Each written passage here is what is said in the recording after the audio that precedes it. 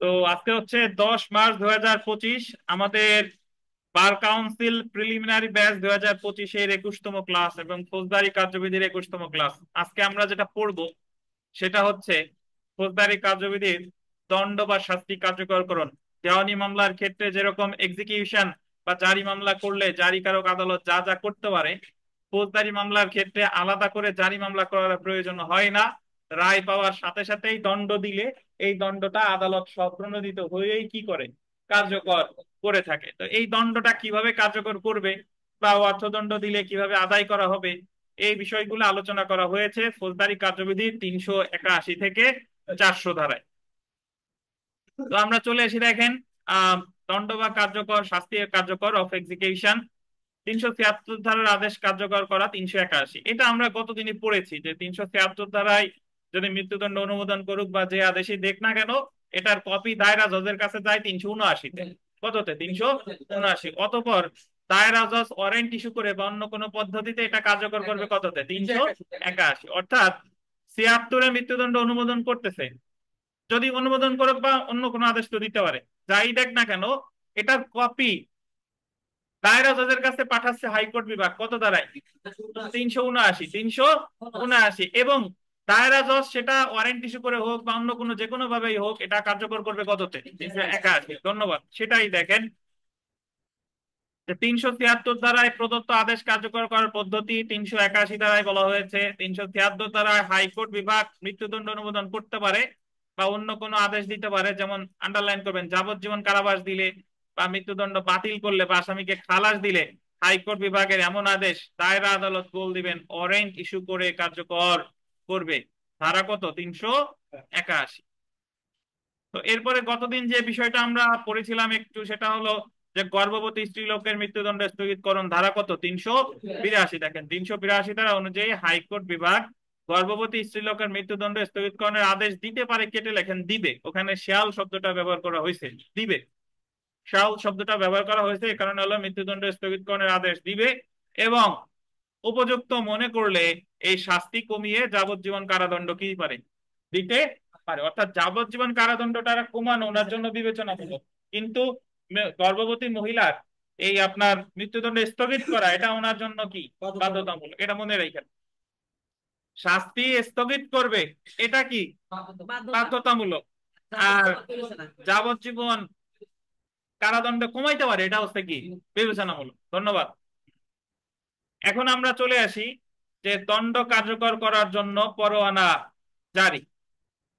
দণ্ড কার্যকর করার জন্য পরোয়ানা জারি 323 থেকে 385, সরি 383 থেকে 385, 383 থেকে 385। দেখেন 76-এর যে বিষয়টা বললো, 76 তো 376-এর যে কোনো ডেট কনফার্মেশনের বা ডেট রেফারেন্সের যে শুনানিটা হয় আর কি, সেটা কি সিদ্ধান্ত দিবে, সেটা হলো 376। তো 376 ছাড়া অন্যান্য ক্ষেত্রে ধরেন দায়রা জজ 10 বছর কারাদণ্ড দিতে পারে, ম্যাজিস্ট্রেট 5 বছর কারাদণ্ড দিতে পারে, অন্য যে কোনো দণ্ড কিভাবে কার্যকর করবে সেটা বলেছে 383 থেকে কততে, 385।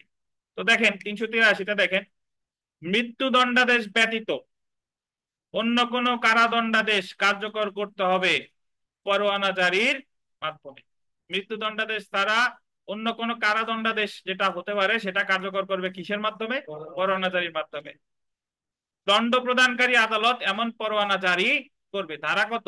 383। এখন আপনি যদি বলেন যে স্যার তাহলে মৃত্যুদণ্ড কি পরোয়ানার মাধ্যমে কার্যকর করবে না? হ্যাঁ করবে, বাট ওই আদেশটা দিচ্ছে 381-তে। কততে? 81। আর মৃত্যুদণ্ডাদেশ ছাড়া অন্যান্য যদি কোনো দণ্ড হয় সেটাও পরোয়ানা জারি করাই করবে, সেটা কত? 383।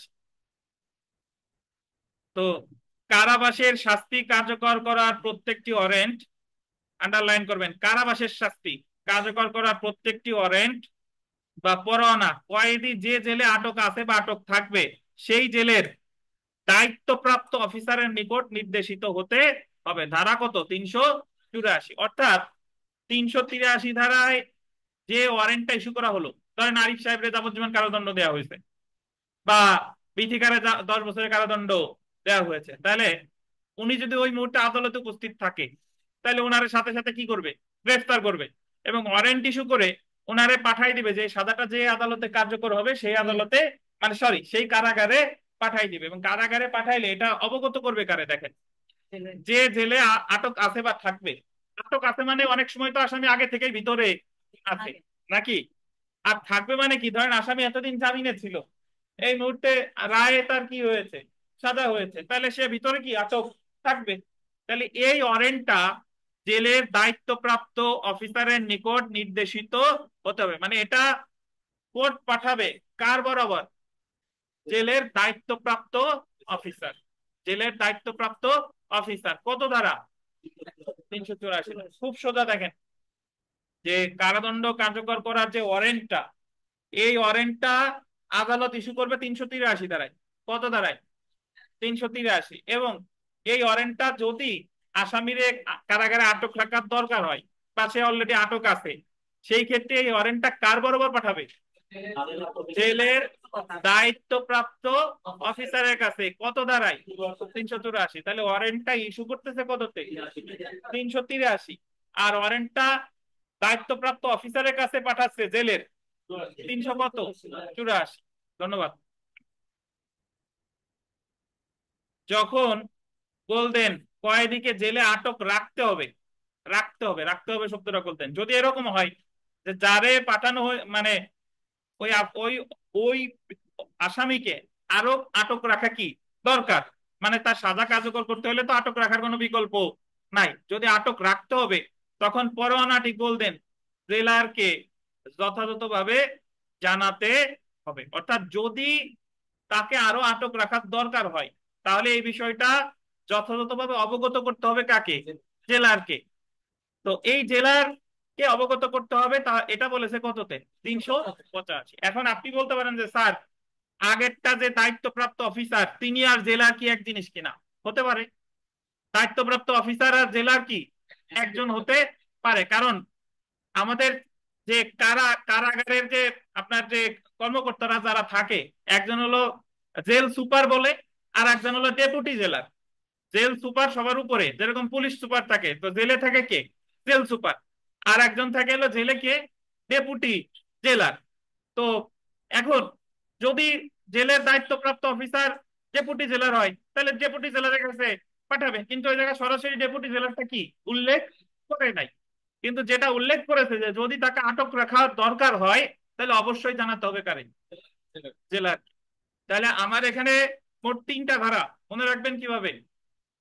পরোয়ানা ইস্যু করেছে আদালত 383, মৃত্যুদণ্ড ছাড়া অন্য কোনো পরোয়ানা।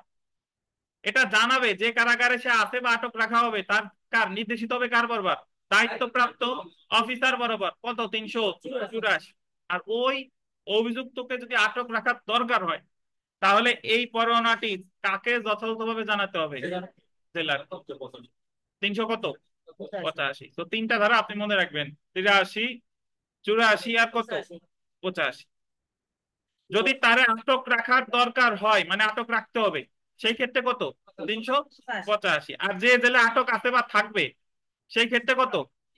384। এখন আপনি যদি বলেন যে তাহলে আটক থাকবে আর রাখতে হবে, এই দুই কথার মধ্যে পার্থক্য কি? ধরেন আটক থাকবে, এই ক্ষেত্রে জানাতে হবে দায়িত্বপ্রাপ্ত অফিসাররে অবশ্যই জানাতে হবে, আর আটক রাখতে হবে তারে অবশ্যই রাখতে হবে, তাহলে ওই দায়িত্বপ্রাপ্ত অফিসারে তো 84-তে জানাবেনই, সেই সাথে সাথে জানাইতে হবে কারে?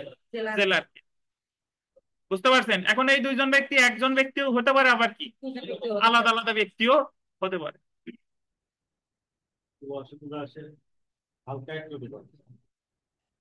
আচ্ছা আমরা চলে আসি, দেখেন জরিমানা।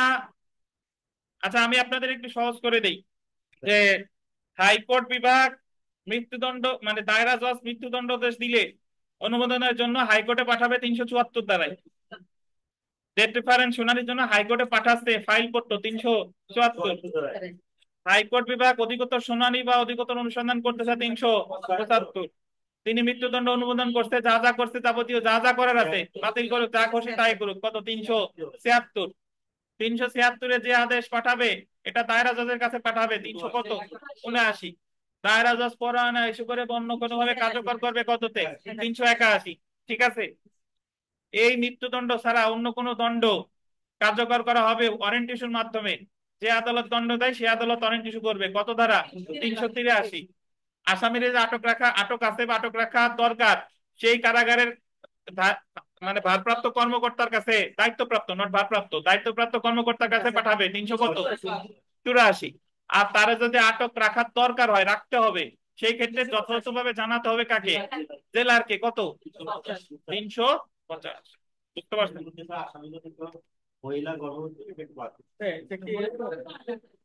বলেন বলেন আলমী সাহেব, বলেন, দ্রুত বলেন। হচ্ছে ধরেন দণ্ড কার্যকর করার জন্য ধরেন সে আসামি আটক নাই, হ্যাঁ আটক নাই, একজনের বিচার হলো, ধরেন তানভীরের বিচার হলো, ওই যে বিচার হওয়ার যে রাইটটা পরোয়ানাটা জেলারের কাছে পাঠিয়ে দিল, হুম। সে জেলে থাকুক না থাকুক সেটা হলো পরের বিষয়। আর যদি থাকে সেই ক্ষেত্রে হচ্ছে আপনার যে আছে সেই ক্ষেত্রে আপনার আরো রাখতে হবে, সেই ক্ষেত্রে হচ্ছে 85। 85 কিন্তু ম্যান্ডেটরি না যে ওই জেলে আছে কিনা, অনেক থাকে না যে অনেক অনেক সময় বাইরে হয় না, কথাটা শেষ করতে দেন। তো সেই হিসেবে বলতেছি আর কি।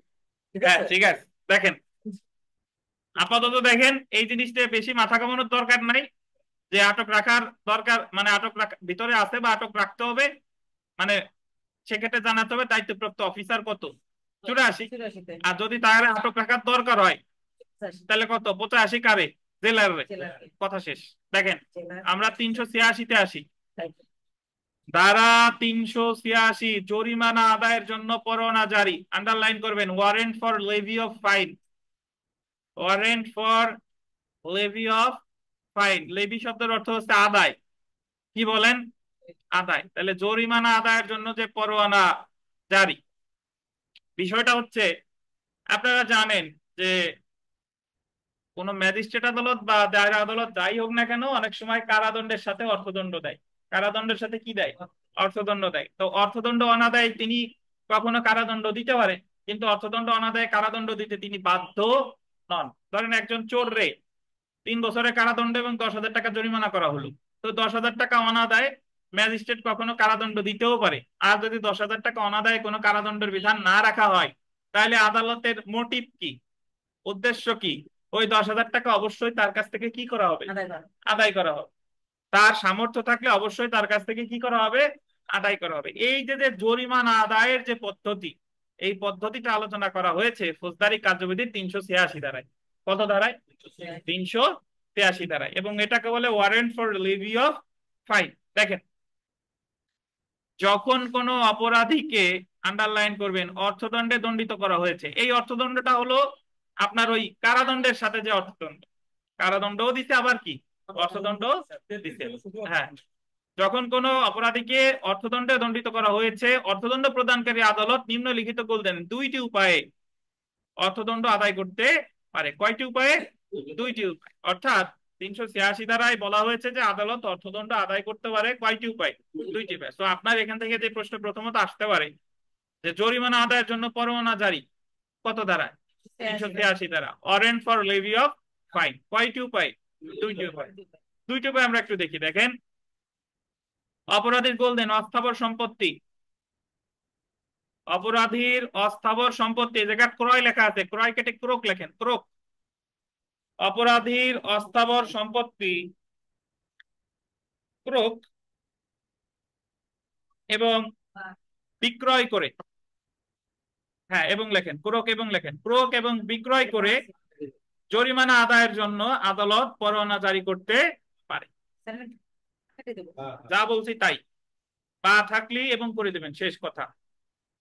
মনের মধ্যে এত সন্দেহ কেন? প্রায় একবার জিজ্ঞেস করবো সেটা মানিয়ে নেবেন, বারবার যখন জিজ্ঞেস করবেন ওই জিনিস আরো জটিল হয়ে যাবে। অপরাধীর অস্থাবর সম্পত্তি ক্রোক এবং কি বলেন বিক্রয় করে জরিমানা আদায়ের জন্য গোল দিবেন, আদালত পরোয়ানা জারি করতে পারে। অর্থাৎ এই যে যে 2টি উপায়ের মধ্যে প্রথম যে উপায়টা, স্বয়ং আদালত অপরাধীর কোন ধরনের সম্পত্তি ক্রোক করতে পারে? অস্থাবর। ক্রোক এবং কি বিক্রয়। পরীক্ষায় প্রশ্ন আসবে যে 383 ধারা অনুসারে আদালত স্বয়ং অপরাধীর কোন ধরনের সম্পত্তি ক্রোক করতে পারে? অস্থাবর সম্পত্তি। বুঝতে পারছেন? আচ্ছা, তারপরে দেখেন, অনাদায়ী অপরাধীর গোল দিবেন অস্থাবর এবং অস্থাবর বা উভয় সম্পত্তি দেওয়ানি কার্যপদ্ধতি অনুসারে পরোয়ানা কার্যকর করে পাওনা আদায়ে, আন্ডারলাইন করবেন, জেলা কালেক্টরকে ক্ষমতা দিয়ে।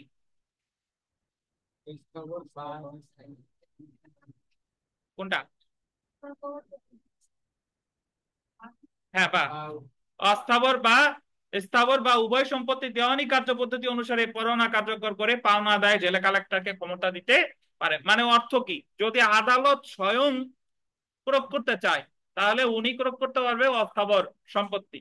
আর যদি মনে করে যে না, এই অস্থাবর সম্পত্তি প্রয়োগ করে এই অপরাধীর কাছ থেকে টাকা আদায় করা, জরিমানা আদায় করা যাচ্ছে না, তার স্থাবর সম্পত্তিও প্রয়োগ করা দরকার, বা যে যে অবস্থায় টাকা উঠানো দরকার, তখন আদালত এই কাজটা স্বয়ং করবেন না। উনি পরোয়ানা দিবে কাকে জানেন? জেলা কালেক্টরকে। জেলা কালেক্টর হচ্ছে আমাদের ডিসি সাহেব। তো তখন তিনি এটা কার্যকর করবে। দেওয়ানি কার্যবিধিতে ডিক্রিজারি মনে আছে, দেওয়ানি কার্যবিধিতে ডিক্রিজারি ছিল 21 আদেশ আর 51 ধারা। 51 ধারা ডিক্রিজারি 5টা পদ্ধতি ছিল। তো ওই দেওয়ানি কার্যবিধি অনুসারে তিনি জেলা কালেক্টর এই নিলাম টিলাম যা যা আয়োজন করার পরে ওই অপরাধীর সম্পত্তি ক্রোক নিলাম করে টাকা পয়সা বুঝাই দিবে। বুঝতে পারছেন? তাহলে এখানে একটা প্রশ্ন আসে, সেটা হলো যে এই যে যে আদালত জরিমানা আদায়ের জন্য জেলা কালেক্টরকে যে পরোয়ানাটা দিচ্ছে, এই পরোয়ানাটা একটা ডিক্রি হিসেবে গণ্য হবে। কি হিসেবে বলেন? ডিক্রি। পরীক্ষায় প্রশ্ন আসতে পারে যে পরোয়ানা আদায়ের জন্য আদালত জেলা কালেক্টরকে যে ক্ষমতা দিয়েছে, যে পরোয়ানা সরি জরিমানা আদায়ের জন্য আদালত জেলা কালেক্টরকে যে পরোয়ানা দিয়েছে, এই পরোয়ানাটা একটা কি হিসেবে গণ্য হবে? ডিক্রি। ওই যে ডিক্রি জারি করে না, তো এই পরোয়ানাটা জেলা কালেক্টর কি হিসেবে বিবেচনা করবে? ডিক্রি হিসেবে। এখন আপনার কাছে অদ্ভুত লাগতে পারে যে দেওয়ানি মামলা এবার ডিক্রি আসলো থেকে। বলা আছে যে আদালত যদি জেলা কালেক্টরকে যদি কোনো আদেশ দেয়, তাহলে এই পরোয়ানাটা যে কার্যকর করতে বললো, এই পরোয়ানাটা কি হিসেবে গণ্য হবে? ডিগ্রি। ডিগ্রি না কিন্তু, ডিগ্রি। আচ্ছা, তো তাহলে আবার কেউ কোড়ক বলেন নাকি? কোড়ক, ক্রোক ক্রোক। আচ্ছা দেখেন, আরিফ সাহেব বলেন যে ক্রোক। পরে বলবেন। দেখেন, আচ্ছা, তবে দেখেন তাহলে জরিমানা আদায়ের কয়টা উপায় আছে? দুইটা। স্বয়ং আদালত করতে পারে ক্রোক কোন ধরনের সম্পত্তি, আর জেলা কালেক্টরের দায়িত্ব দিতে পারে কোন ধরনের, স্থাবর বা অস্থাবর বা উভয়। তবে যদি দণ্ডাদেশে নির্দেশ থাকে যে জরিমানা পরিশোধ করা না হলে অপরাধী কারাদণ্ডে দণ্ডিত হবে এবং আসামি যদি আরোপিত অর্থদণ্ড না দিয়ে কারাভোগ করে, তবে আদালত উক্তরূপ জরিমানা জারি করতে পারবে যদি রায়ে উল্লেখ থাকে যে 10,000 টাকা জরিমানা অনাদায়ে 1 বছরের কারাদণ্ড, এবং আসামি যদি 1 বছর কারাদণ্ড ভোগ করে, তাহলে কিন্তু আদালত আর ওই জরিমানা আদায় করতে কি বলেন পারবে না। কারণ তাকে প্রথমেই একটা অপশন দিয়ে দেওয়া হয়েছিল যে হয় আপনি জরিমানা দিবেন, না হলে কি কারাদণ্ড ভোগ করবেন। তাহলে সে যদি কারাদণ্ড এখন ভোগ করে, তাহলে তারে আর কিন্তু তার কাছ থেকে জরিমানা আদায় করা যাবে না। যখন কোনো আসামিকে কেবলমাত্র জরিমানা করা হয়, আন্ডারলাইন করেন, কেবলমাত্র জরিমানা মানে হলো শুধু জরিমানা, অর্থাৎ ওনারে কোনো কারাদণ্ড দিছিল না, শুধু কি করেছিল, জরিমানা করেছিল। যখন কোনো আসামিকে কেবলমাত্র জরিমানা করা হয় এবং জরিমানা অনাদায়ে কারাদণ্ডে দণ্ডিত করা হয়, জরিমানা অনাদায়ে কিসে দণ্ডিত করা হয়? কারাদণ্ডে। জরিমানা অনাদায়ে যে কারাদণ্ডে দণ্ডিত করা হয়, আমরা জানি শুধু জরিমানা অনাদায়ে কতদিন কারাদণ্ড হতে পারে, মনে আছে আপনাদের? দণ্ডবিধির 67 ধারা অনুসারে 50 টাকা পর্যন্ত 2 মাস, 100 টাকা পর্যন্ত 4 মাস, আর 100 টাকার বেশি কত, 6 মাস। অর্থাৎ এক্ষেত্রে শুধু জরিমানা যদি কাউকে করা হয়, তাহলে তো তার সর্বসাকুল্যে কারাদণ্ড হতে পারে কতদিন, 6 মাস। তাহলে এখন দেখেন, জরিমানা অনাদায়ে কারাদণ্ডে দণ্ডিত করা হয়, সেই ক্ষেত্রে আদালত উক্ত জরিমানার টাকা পরিশোধের জন্য গোল দেবেন 30 দিন সময় দিতে পারে। তার 6 মাস ধরেন কারাদণ্ড হয়ে গেছে, তো আদালতের কাছ থেকে আদালত তার সময় দিতে পারে যে এই জরিমানা তুমি দিবা কত দিনের মধ্যে, 30 দিনের মধ্যে। বা আন্ডারলাইন করবেন 2 বা 3 কিস্তিতে। উক্ত ক্ষেত্রে প্রথম কিস্তি আদেশের 30 দিনের মধ্যে পরিশোধ করতে হবে এবং অন্যান্য কিস্তিগুলো 30 দিনের বেশি বিরতিতে পরিশোধ করা যাবে না। ধারা 388। একটু বুঝেন, একজন ব্যক্তিরে ধরেন আদালত শুধু 2 লাখ টাকা জরিমানা করছে, কত টাকা, কোনো কারাদণ্ড দেয় নাই। যদি অর্থদণ্ডের সাথে কারাদণ্ড দিত, তাহলে অনুসরণ করা হতো কত, 383। ধরেন শুধু অর্থদণ্ড দিতে, শুধু কি অর্থদণ্ড দিতে, তাইলে ওনার শুধু অর্থদণ্ড ওই 2 লাখ টাকা অনাদায়ে সর্বোচ্চ কারাবাস হতে পারে কত? 6 মাস। এখন তারে বলতে পারে যে তুমি এই 6 মাস থেকে বাঁচতে পারো যদি কি দাও, অর্থদণ্ড দিয়ে দাও। এখন সে আদালতের কাছ থেকে সময় নিতে পারে সর্বোচ্চ 3 কিস্তি। ওই যে 2 বা 3 কিস্তি বলছে না, সর্বোচ্চ কয় কিস্তি? 3 কিস্তি, এবং প্রতি কিস্তির মেয়াদ হবে কতদিন? 30 দিন। সে আদালতের কাছে আবেদন করতে পারে যে ইওর অনার, আমি একবারে দিতে পারবো না, আমার সময় দেওয়া হোক, আমি সর্বোচ্চ 2 বা 3 কিস্তিতে আমি এই টাকাটা, এই জরিমানাটা কি বলেন পরিশোধ করে দিব, এবং আমরা আপাতত মুক্তি দেন, জামিন দেন, বা মুক্তির যে আবেদনটা তাকে করতে হবে সেটা কত ধারায়? এই 388 ধারায়। বুঝতে পেরেছেন? তাহলে 388 ধারাটা শুধুমাত্র সেই ক্ষেত্রে প্রযোজ্য যে ক্ষেত্রে শুধু কি করা হয়েছে? জরিমানা, শুধু অর্থদণ্ড, শুধু অর্থদণ্ড প্রদান করা হয়েছিল। এক্ষেত্রে যে প্রশ্নটা আসতে পারে যে warrant for levy of fine কত ধারায়? 386। কয়টি উপায়? 2টি উপায়। আদালত কোন ধরনের সম্পত্তি ক্রয় করতে পারে? বাস্তাবর। আর জেলা কালেক্টরের আদেশ দিতে পারে কোন ধরনের সম্পত্তি? জেলা কালেক্টরকে ওয়ারেন্ট দিলে সেটা কি হিসেবে বিবেচিত হবে? ডিক্রি হিসেবে। যদি কেউ জরিমানার টাকা না দিয়ে যে অনাদায়ে যে কারাদণ্ড এটা যদি ভোগ করে, তাহলে তার কাছ থেকে কি জরিমানা আদায় করা যাবে? যাবে না। আচ্ছা, শুধু অর্থদণ্ড দিলে এই ক্ষেত্রে আদালত ওই অর্থদণ্ড আদায় করার জন্য, মানে অর্থদণ্ড পরিশোধের জন্য অভিযুক্তকে সময় দিতে পারে সর্বোচ্চ কয় কিস্তি? 3 কিস্তি। প্রতি কিস্তির মেয়াদ হবে কত? 30। জেনে রাখা ভালো, দেখেন, অর্থদণ্ড আদায়ের পরোয়ানা কার্যকর করতে আন্ডারলাইন করবেন অপরাধীকে গ্রেফতার বা আটক করা যাবে না। শুধু অর্থদণ্ড আদায়ে যদি কেউ আদালতে যে অস্থাবর সম্পত্তি প্রয়োগ করে, অস্থাবর সম্পত্তি প্রয়োগ করে, এগুলা করতে পারবে, কিন্তু আসামিরে কি করা যাবে না? আটক বা গ্রেফতার করা যাবে না। তাহলে আমরা বিগত বছরের প্রশ্ন যদি একটু দেখি, দেখেন যে আদালত আসামিকে জরিমানা দণ্ডে দণ্ডিত করলে তা আদায়ের কর্তৃত্ব দিয়ে পরোয়ানা দেওয়া যায় কাকে? কাকে? জেলা কালেক্টরকে। এবং এই জেলা কালেক্টরকে যদি দায়িত্ব দেওয়া হয়, এই ওয়ারেন্টটা কি হিসেবে বিবেচিত হবে? ডিক্রি হিসেবে বিবেচিত হবে। 2 নং প্রশ্নটা দেখেন যে আসামি যদি আরোপিত অর্থদণ্ড না দিয়ে কারাভোগ করে, মানে তারে অপশন দিছিল যে তুমি জরিমানা দিবা নাহলে কারাদণ্ড ভোগ করবা, তো সে কারাবাস ভোগ করছে, তবে নিম্নের কি রূপ আদেশ দেওয়া যাবে? আদালত উপরের কোন ক্ষেত্রে মানে পুনরায় কারাদণ্ডের আদেশ দিতে পারবে না, অর্থদণ্ড মওকুফের আদেশ দিতে পারবে না। আইন দ্বারা নির্দিষ্ট মেয়াদের মধ্যে অর্থদণ্ড আদায়ের আদেশ, সে তো কারাদণ্ড খেটেই ফেলছে, তো এক্ষেত্রে আর কোনো আদেশ দেওয়ার কি নাই, যৌক্তিকতা নাই। আমরা ধারা ধারা চলে আসি 389। দেখেন, ধারা 389 কে পরোয়ানা ইস্যু করতে পারে? মানে এই যে যে জরিমানা বা অর্থদণ্ড বা যাই বলেন না কেন, এই পরোয়ানাগুলো কে ইস্যু করবে? যে জজ বা ম্যাজিস্ট্রেট দণ্ড দিয়েছে তিনি বা তার স্থলাভিষিক্ত জজ বা ম্যাজিস্ট্রেট উক্ত দণ্ড কার্যকর করার জন্য পরোয়ানা জারি করতে পারে। অর্থ কি? মানে আপনাদের মনে আছে কিনা যে দেওয়ানি মামলার ক্ষেত্রে ডিক্রি জারি মামলা যে আদালত করতে গিয়ে হাইকোর্ট ডিভিশন ডিগ্রি দেখ, ডিভিশন আদালত ডিগ্রি দেখ, জারি মামলা কোথায় করতে হয়? বিচারিক আদালত। ঠিক একই ভাবে যে জজ বা ম্যাজিস্ট্রেট দণ্ড দিছে, দণ্ড কার্যকর করার পরোয়ানাও সেই ইস্যু করবে। এটা বলতে কত? 389। 389। 399 ধারাটা দেখেন, নাবালক অপরাধীকে সংশোধনাগারে আটক। নাবালক অপরাধীকে সংশোধনাগারে আটক। আরিফ সাহেবের কাছে একটু জানতে চাই যে jurisdiction in the case of juvenile, অর্থাৎ কিশোর অপরাধীদের ক্ষেত্রে বিচারের এখতিয়ার, এই বিধানটা আমরা কোথায় পড়েছিলাম? লেখা আছে আশেপাশে? দেখেন যে আছে নাকি, বলেন, ওনারা বলেন। Jurisdiction in the case of juvenile কত ধারায় আছে আরিফ সাহেব?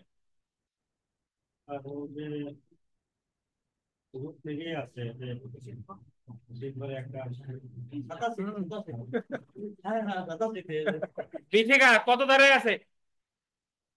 29-এর খতে কি আছে বলতে পারবেন? যেদিন অপরাধ করা হবে সেই দিন হলো গণনা করা হবে। আর তানভীর বলেন কি আছে 29-এর খতে? আর তো আপনি খ বলবেন না? বলেন। আচ্ছা কি আছে?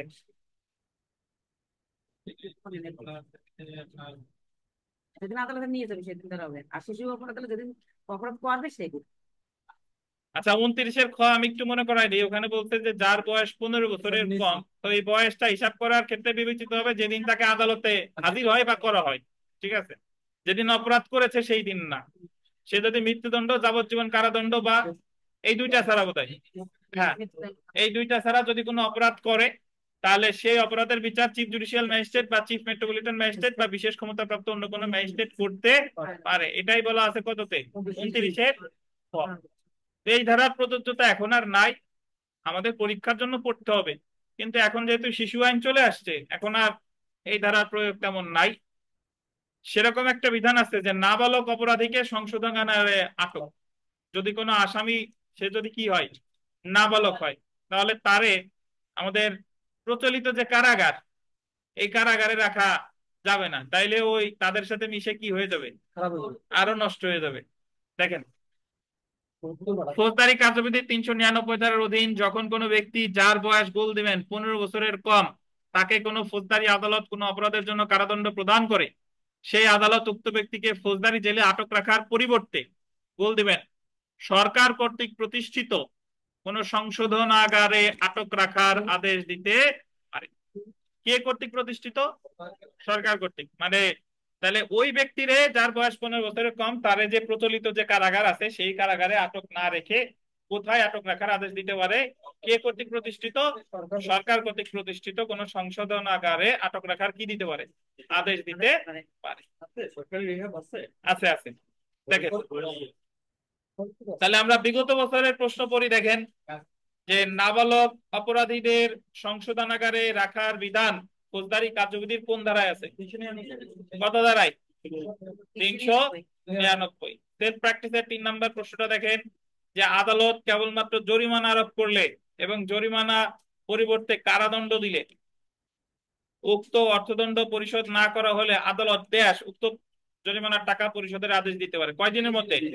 30 দিনের মধ্যে। তবে সে আদালতের কাছ থেকে যদি আবেদন করে 2 বা 3 কিস্তিতে পরিশোধের আবেদন করতে পারে। এক্ষেত্রে প্রতিটা কিস্তির 30 দিন। ইয়া কত বলেন? 30 দিন। ধন্যবাদ। এছাড়া অন্যান্য যা আছে এগুলো পারবেন। 9 নং প্রশ্নটা দেখেন যে জরিমানা আদায়ের জন্য পরোয়ানা জারি করতে পারে স্থাবর সম্পত্তি ক্রয় বিক্রয় করার জন্য, অস্থাবর সম্পত্তি ক্রয় বিক্রয় আছে, এটা হবে অ্যাকচুয়ালি কি, ক্রোক বিক্রয়। ক্রয় বিক্রয় রে ক্রোক লিখে নেন, ঠিক আছে।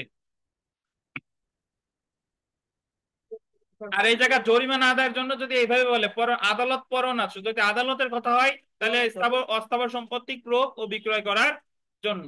আর যদি ইয়ে হয়, কালেক্টর হয়, তাহলে স্থাবর অস্থাবর উভয়। তাহলে এই প্রশ্নটা ইয়া না, মানে আপনার স্বয়ং সম্পূর্ণ না। আচ্ছা 11 নং প্রশ্নটা দেখেন যে 386 ধারায় জরিমানা আদায়ের জন্য কয়টা ব্যবস্থা আছে? কয়টা? 2টা। একটু পড়ি দেখেন এখানে 2 নম্বর 12 নম্বর প্রশ্নে একটা ব্যাখ্যা আছে যে নিম্নলিখিত কোন পদক্ষেপের মাধ্যমে দণ্ড প্রদানকারী আদালত অর্থদণ্ড আদায় করতে পারে? অপরাধীর অস্থাবর সম্পত্তি ক্রোক, দণ্ড প্রদানকারী আদালত উনি কি পারে? অস্থাবর সম্পত্তি ক্রোক এবং কি বিক্রয়। একটু পড়ি দেখেন ব্যাখ্যা, পুরাতন বইতে নাই, না থাকলে সমস্যা নাই, আমি তো বলেই দিছি। দেখেন ফৌজদারি কার্যবিধি 386 ধারা অনুসারে অর্থদণ্ড আদায়ের জন্য দণ্ড প্রদানকারী আদালত ওয়ারেন্ট ইস্যু করতে পারে। 386 ধারায় অর্থদণ্ড আদায় করার জন্য আদালত নিজে অপরাধীর শুধুমাত্র অস্থাবর সম্পত্তি ক্রোক এবং বিক্রয়ের জন্য ওয়ারেন্ট ইস্যু করতে পারে। অন্যদিকে অপরাধীর অস্থাবর বা স্থাবর সম্পত্তি হতে দেওয়ানি প্রক্রিয়ায় অর্থদণ্ড আদায়ের জন্য জেলা কালেক্টর বরাবর ওয়ারেন্ট ইস্যু করতে পারে। সেক্ষেত্রে জেলা কালেক্টর দেওয়ানি কার্যবিধির এই যে দেখেন 51 ধারায় উল্লেখিত 5টি প্রক্রিয়ায় যে কোনো একটি প্রক্রিয়ায় অপরাধীর স্থাবর বা অস্থাবর সম্পত্তি হতে উক্ত অর্থদণ্ড আদায় করতে পারে। কিন্তু দণ্ড প্রদানকারী আদালত শুধুমাত্র একটি প্রক্রিয়া, সেটা হলো অস্থাবর সম্পত্তি ক্রোক এবং কি বলেন বিক্রয় করতে পারে। তো এই ছিল আমাদের যে দণ্ড কার্যকর করার যে পদ্ধতিগুলো, সেটা। এখন আমরা যেটা পড়বো দেখেন খুবই গুরুত্বপূর্ণ, দণ্ডবিধির 401 এবং 402 ধারা, সেটা হলো দণ্ড স্থগিত, মওকুফ এবং হ্রাস, সাসপেনশনস, রেমিশনস এন্ড কমিউটেশন অফ সেন্টেন্স। মানে একটা ফৌজদারি কার্যবিধি অনুসারে একটা ফৌজদারি আদালত কখন কোনো দণ্ড স্থগিত করতে পারে, বা কখন কোনো দণ্ড মওকুফ করতে পারে, বা কখন কোনো দণ্ড দণ্ড কি করতে পারে, হ্রাস করতে পারে। স্থগিত মানে হলো যে একজন যে সাজা ভোগ করতেছিল তার স্থগিত সাজাটা স্থগিত করছে, স্থগিত করে ধরেন তারা জামিন দিছে বা সাময়িক মুক্তি দিছে, এটা হলো স্থগিত। মওকুফ হলো কাউরে কোনো সাজা টোটালি কি করে দিছে, মাফ করে দিছে। আর হ্রাস হলো যে কাউরে কারাদণ্ড দিছিল 10 বছর, তারে হ্রাস করে এখন ভোগ করার আদেশ দিতে কয় বছর, 5 বছর। বুঝতে পারছেন? তাহলে স্থগিত, মওকুফ আর হ্রাস তিনটার অর্থ কিন্তু তিন রকম। তাহলে যদি আমরা পড়া শুরু করি, দেখেন যে বাংলাদেশ সংবিধানের 49 অনুচ্ছেদে রাষ্ট্রপতির ক্ষমা প্রদর্শনের অধিকার আছে, প্রেরোগেটিভ অফ মার্সি। রাষ্ট্রপতির ক্ষমা প্রদর্শনের যে অধিকার, এটারে কি বলে? Prerogative of mercy. এটা আছে বাংলাদেশ সংবিধানের কত অনুচ্ছেদে? 49 অনুচ্ছেদে বলা হয়েছে কোন আদালত, ট্রাইব্যুনাল বা অন্য কোন কর্তৃপক্ষ কর্তৃক প্রদত্ত যে কোনো দণ্ডের মার্জনা, বিলম্ব বা বিরাম মঞ্জুর করার বা যে কোনো দণ্ড মওকুফ, স্থগিত বা হ্রাস করার ক্ষমতা রাষ্ট্রপতির থাকবে। সংবিধানের 49 অনুচ্ছেদে রাষ্ট্রপতির ক্ষমা প্রদর্শনের যে ক্ষমতা দেওয়া হয়েছে সেটা ব্যতীত ফৌজদারি কার্যবিধির 401 ও 402 ধারায় সরকারকেও একই ক্ষমতা দেওয়া হয়েছে। আমি একটু বুঝাই। বাংলাদেশ সংবিধানের 49 অনুচ্ছেদে রাষ্ট্রপতি যা খুশি তাই করতে পারে, মানে উনি কারো সাজা মওকুফ করতে পারে, সাজা কমাইতে পারে, তারপরে আপনার স্থগিত করতে পারে। এই সব কিছু পারে রাষ্ট্রপতি সংবিধানের কততে? 49 অনুচ্ছেদে। আর এই ক্ষমতাটা সরকার পারে ফৌজদারি কার্যবিধি 401 আর কত, 402। অর্থাৎ যে কাজটা রাষ্ট্রপতি করতে পারতেছে কততে, 49 অনুচ্ছেদে, সরকার করতে পারতেছে সেটা ফৌজদারি কার্যবিধির কত, 401 আর 402। তো প্রথমে আমরা চলে আসি 401-এ কি আছে। ফৌজদারি কার্যবিধি 401 ধারায় সরকার কোন দণ্ডিত আসামির দণ্ড কার্যকর, বল দিবেন স্থগিত, সাসপেন্ড করতে পারে, বা বা শব্দটা গোল দেন, বা শাস্তির সম্পূর্ণ বা যে কোনো অংশ গোল দিবেন মওকুফ করতে পারে। কোন দণ্ড স্থগিত করতে পারে, অথবা কি পারে, স্থগিত হচ্ছে সাসপেন্ড, আর সম্পূর্ণ বা যে কোনো অংশ মওকুফ, রেমিট করতে পারে। স্থগিত মানে হলো বেগম খালেদা জিয়াকে দুর্নীতির মামলায় তাকে যে সাজা স্থগিত করে সরকার যে মুক্তি দিছিল, ফৌজদারি কার্যবিধির কত দ্বারা স্থগিতের বিধান আছে কত, 401। আর সরকার যদি মনে করতো যে তারে টোটালি ক্ষমা করে দেই, মওকুফ করে দেই, তাহলেও মওকুফ করতে কত দাঁড়ায়, 401। এটা কিন্তু নির্বাহী আদেশ, এটা আদালত। ফৌজদারি কার্যবিধির যে 401, এটা আদালতের ক্ষমতা না, এটা কার ক্ষমতা, সরকারের। সরকারের নির্বাহী আদেশ। নির্বাহী আদেশ বলে সরকার যে কাউরে যে কারো শাস্তি মওকুফ করতে পারে ফৌজদারি কার্যবিধির কত ধারায়, 401 ধারায়, বা কারো সাজা স্থগিত রাখতে পারে কত ধারায়, 401। এই আদেশটা জি, নির্বাহী আদেশ হচ্ছে দিবে কি মন্ত্রণালয় নাকি ডিসি অফিসে? আপনার কি মনে হয় ডিসি অফিসের চেয়ে বড় কি মন্ত্রণালয়? নাই ডিসি অফিস, বলেন কে দিবে? অবশ্যই সংশ্লিষ্ট মন্ত্রণালয়, সংশ্লিষ্ট মন্ত্রণালয়। বুঝতে পারছেন? সরকারের প্রতিটা বিভাগের হেড কে? হ্যাঁ, মন্ত্রী বা, ঠিক আছে। তো তাহলে স্থগিত করতে পারে বা মওকুফ করতে পারে কত ধারায়, 401 ধারায়। আর এই কাজটা যদি রাষ্ট্রপতি করতো, সংবিধানে কত অনুচ্ছেদ, 49 অনুচ্ছেদ। ধন্যবাদ। অন্যদিকে গোল দিবেন সরকার 402 ধারায় দণ্ড হ্রাস বা পরিবর্তন, আন্ডারলাইন করবেন, হ্রাস বা পরিবর্তন, কমিউটেশন করে যে কোনো দণ্ড দিতে পারে। হ্রাস বা পরিবর্তনের ইংরেজি বলছে কমিউটেশন। হ্রাস বা পরিবর্তন মানে হলো যে যে টোটালি মওকুফ করে নাই। সশ্রম ছিল, বানাই দিছে কি, বিনাশ্রম। 5 বছর কারাদণ্ড ছিল, বানাই দিছে কত, 3 বছর, বা যাই বানা কমাইলে। এটা হলো কি হ্রাস বা পরিবর্তন। তাহলে সরকার হ্রাস বা পরিবর্তন বা কমিউটেশন করতে পারে কত ধারায়, 402। আর মওকুফ বা স্থগিত করতে পারে কত ধারায়, 401। হ্যাঁ, সরকার মানে নির্বাহী আদেশ, 402। জি, 402 ধারায়, জি ওটা রাষ্ট্রপতি। 402 ধারায় সরকার মৃত্যুদণ্ড, যাবজ্জীবন কারাবাস ও সশ্রম কারাবাসকে বিনাশ্রম কারাবাসে হ্রাস করতে পারে। মৃত্যুদণ্ডরে কেমনে বিনাশ্রম বানাবে? আচ্ছা, মৃত্যুদণ্ডরে ধরেন কমাইয়া অন্য কোনো সাজা দিল, যাবজ্জীবন আর সশ্রম কারাদণ্ডরে বানাইলো কি বিনাশ্রম। বিনাশ্রম। সেটা দেখেন, মানে মৃত্যুদণ্ড হ্রাস করে অন্য যে কোনো সাজা দিতে পারে, এটা হলো মেইন কথা। সেটা সশ্রম কারাদণ্ড হতে পারে, সেটা কি বিনাশ্রম কারাদণ্ড হতে পারে। তো আমার যে যে যে দুইটা জিনিস মনে রাখা দরকার, যে 400 একেবারে হলো স্থগিত বা মওকুফ, সাসপেন্ড অর রেমিট, আর 402 এ পারে কি কমিউট বা কমিউটেশন, হ্রাস বা পরিবর্তন। কে পারে? সরকার। তাহলে দেখেন, আর এই সরকার 401 আর 402-তে যা যা পারে এইগুলা সংবিধানের কত অনুচ্ছেদে রাষ্ট্রপতি পারে? 49 অনুচ্ছেদ। ধন্যবাদ। তো 401 ও 402 ধারায় সরকারকে যে ক্ষমতা দেওয়া হয়েছে, গোল দিবেন মৃত্যুদণ্ডের ক্ষেত্রে রাষ্ট্রপতি সেই একই ক্ষমতা প্রয়োগ করতে পারে, গোল দিবেন 402 ক। একটু ব্যাখ্যা দিতে হবে এটা।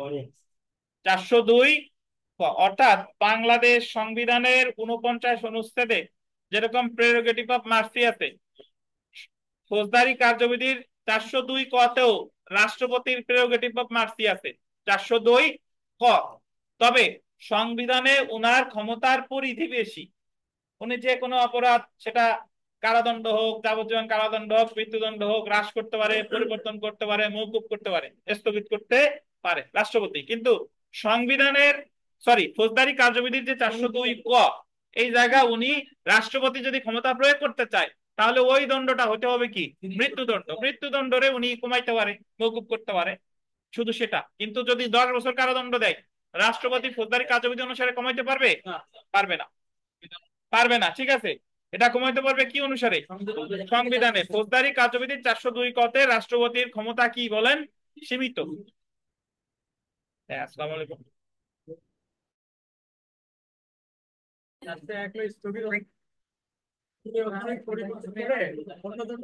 আচ্ছা শুনেন, তাহলে মানে আপনাদের জটিলতার কিছু নাই।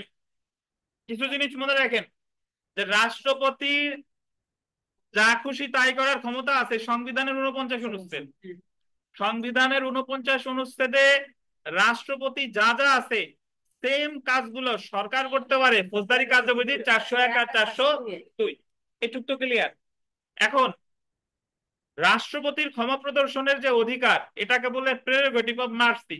এই অধিকারটা রাষ্ট্রপতির ফৌজদারি কার্যবিধিতেও আছে, সেটা হলো 402A, 402 ক। তবে এখানে রাষ্ট্রপতি প্রেরোগেটিভ অফ মার্সির যে পাওয়ারটা, এটা অ্যাপ্লাই করতে পারে শুধুমাত্র মৃত্যুদণ্ডাদেশের ক্ষেত্রে। অর্থাৎ যে আসামির মৃত্যুদণ্ড দিছে, তারে তিনি ফৌজদারি কার্যবিধি অনুসারে তার সাজা মওকুফ করতে পারে, কমাইতে পারে সেটা। কিন্তু রাষ্ট্রপতি ফৌজদারি কার্যবিধির 402 কতে যদি কাউরে ধরেন যাবজ্জীবন কারাদণ্ড দিছে, রাষ্ট্রপতি ফৌজদারি কার্যবিধির 402 ক অনুসারে তার সাজা মওকুফ করতে পারবে? পারবে না। কারণ 402 ক মানে হলো কি মৃত্যুদণ্ড ক্ষেত্রে। হ্যাঁ, আরিফ সাহেব।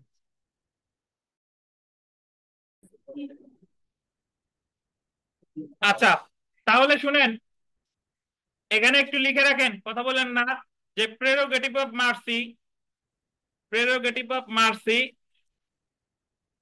PRE RO, PRE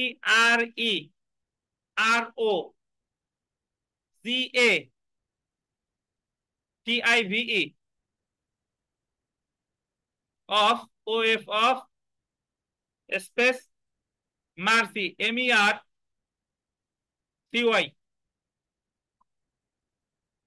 বাংলা লিখতে পারেন যে রাষ্ট্রপতির ক্ষমা প্রদর্শনের অধিকার। এটারে কি বলে? রাষ্ট্রপতির ক্ষমা প্রদর্শনের অধিকার।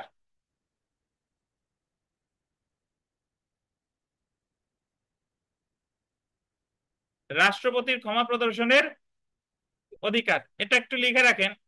লেখেন যে সংবিধানের 49 অনুচ্ছেদ, সংবিধানের কত 49 অনুচ্ছেদ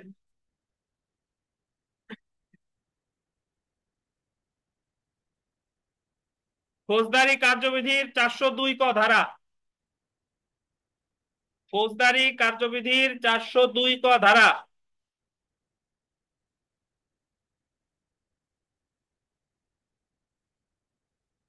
402 ক ধারা, দণ্ডবিধির 55 ক ধারা, দণ্ডবিধির 55 ক ধারা,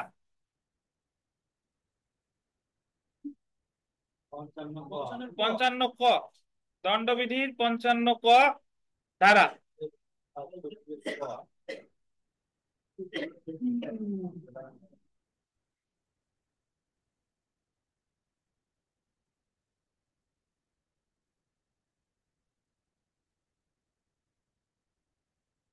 আচ্ছা, এখন একটু শুনেন ভাই, একটু শুনেন। সেটা হলো যে এই যে যে প্রেরোগেটিভ অফ মার্সি, রাষ্ট্রপতির যে ক্ষমা প্রদর্শনের যে ক্ষমতা, তাহলে এই রিলেটেড বিধান আমাদের কয়টা আইনে আছে?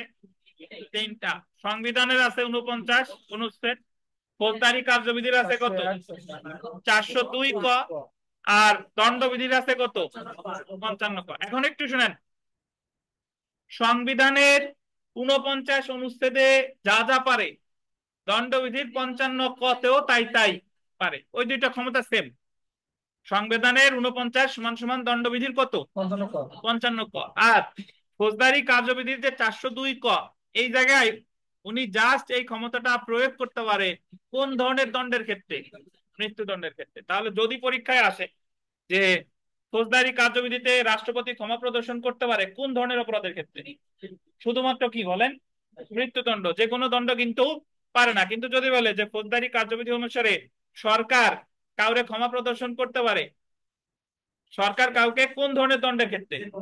যে কোনো দণ্ড। সরকার 401 আর 402 কি? যে কোনো দণ্ড। বুঝতে পারছেন? তাহলে প্রেরোগেটিভ অফ মার্সি কয়টা আইনে আছে?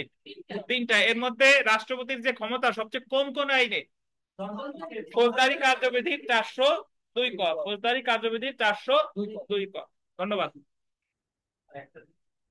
বলেন বলেন বলেন। এই যে যে দণ্ডবিধি 55, হ্যাঁ, এটা কি স্যার শুধু দণ্ডবিধিতে যদি কোনো ধারা বা অপরাধের মধ্যে সেই ক্ষেত্রে দণ্ডবিধির এই 55 টাকা আবেদনটা করা যাবে কিনা? এবং স্যার ফৌজদারি আচ্ছা ধন্যবাদ। আবেদনটা তো আপাতত ধরে নেন যে দণ্ডবিধিতে যা আছে তাই, ঠিক আছে। আর রাষ্ট্রপতির কাছে যে ক্ষমা প্রদর্শনের যে অধিকারটা আছে, এটা তো মেইনলি রাষ্ট্রপতির কাছে আপনার আবেদনটা করতে হবে। আর আপনি যখন একাধিক আইনে আছে, সংবিধানে ওনার ক্ষমতা হচ্ছে সবচেয়ে বেশি। জি, সংবিধান দেখেন। করলে বেশি হয়। আচ্ছা দেখেন, তো দণ্ডবিধির অধীন, এছাড়া দেখেন দণ্ডবিধির অধীন কেউ আছে নাকি? রাজ করা লাগবে, এত সুযোগ। তবে টিপু সাহেবের কাছে খোঁজ খবর নেন। এইটা তো আসলে মানে বিভিন্ন আইনে তার পাওয়ার দেওয়া হ্যাঁ, আছে, হ্যাঁ, বাট হ্যাঁ। আবেদন করার ক্ষেত্রে তো কোনো আইন উল্লেখ করা না, দরকার নেই। সে তো তার ই করতে করবে। পারছে কোনো নিয়ে। আচ্ছা, ওটাই। ট্রাম্পের মতো কেউ না। বুঝতে পারছেন? ট্রাম্প মামলা হওয়ার আগে থেকে ক্ষমা করে দিছে, মামলা হওয়ার আগে থেকে তার কর্মীদের ক্ষমা করে দিছে।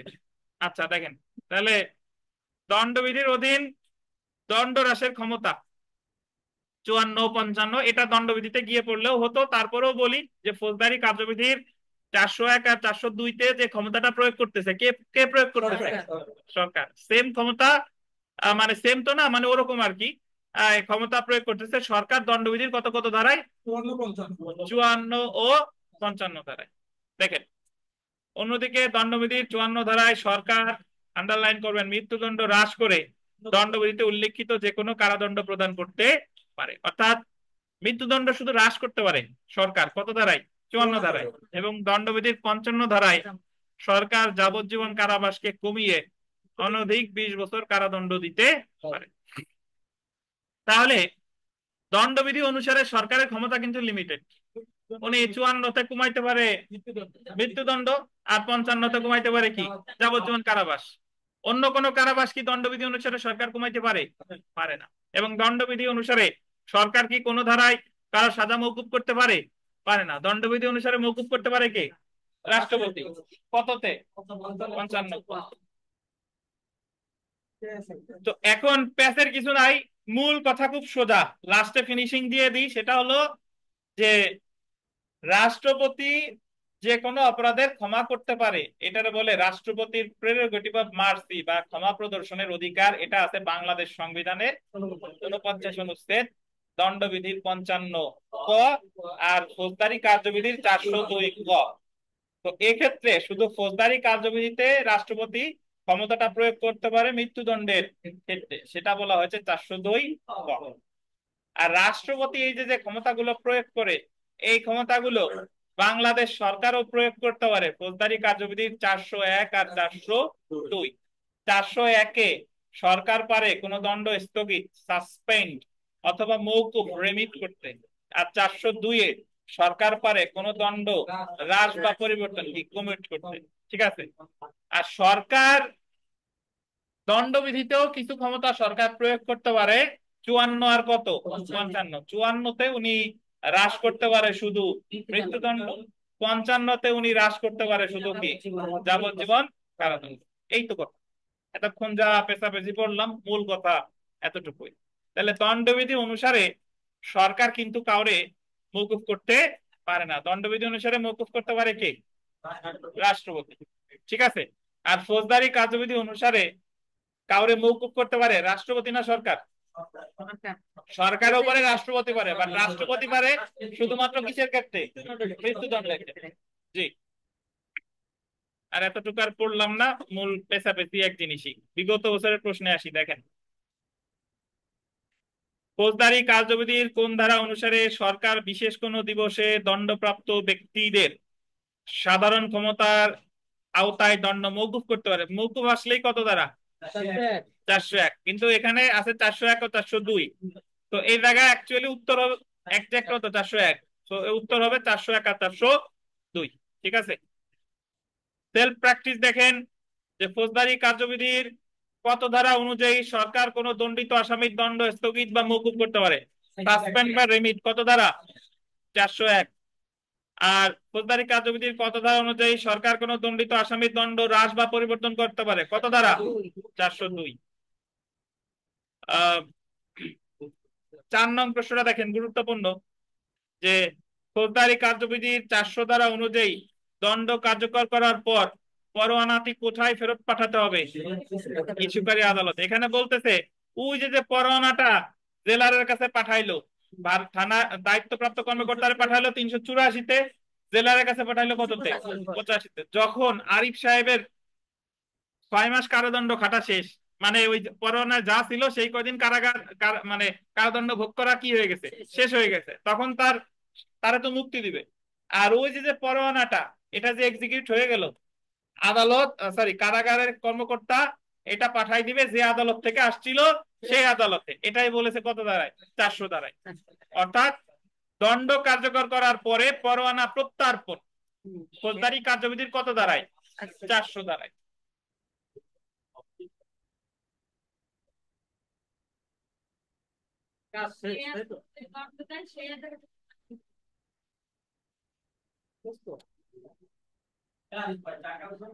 আচ্ছা দেখেন, দোবারা সাজার নীতি, দোবারা সাজার নীতি, প্রিন্সিপাল অফ ডাবল জিওপার্টি, ধারা 403।